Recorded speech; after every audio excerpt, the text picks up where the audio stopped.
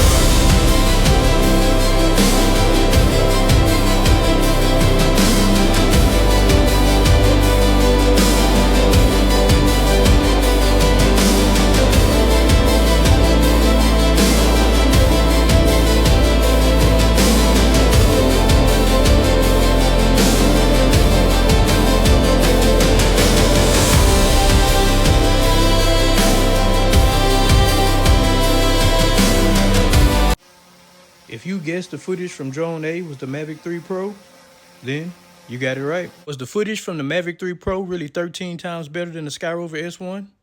Go down in the comments and let us know what you think.